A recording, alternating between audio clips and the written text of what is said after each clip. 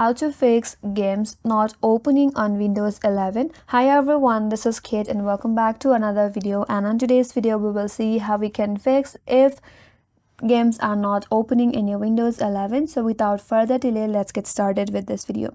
So first of all, click on the search icon and in the search bar search for run. Once you have this run command here in this text box, you have to type in regedit and click on OK. Here click on yes. Now once you're here, navigate to your top left corner and from there you have to expand this folder that is HKey classes root. Now once you have expanded the folder, you have to look for the .exe folder.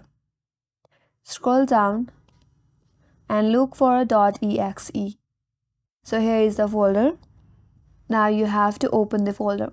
Once you have done that, navigate to this interface and there is a default file. Right click on it, click on modify. So under this value, make sure the value data is set to exe file. And if that is set to exe file, click on OK.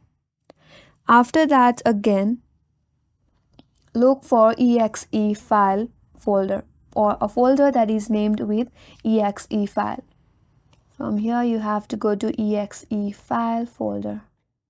So here is the folder.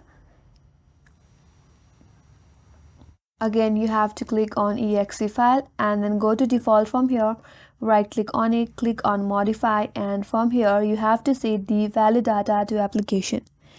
If that is set to application, then you can click on OK. Now again you have to expand this exe file folder and from here you have to go to shell.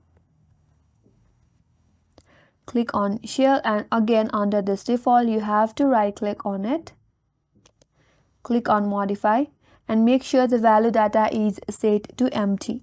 Once done, click on OK. Now you can close your registry editor and then restart your device. Once you restart your device, your problem will be solved and games will open in your Windows 11. And that's all for today's video. Hope this video was helpful.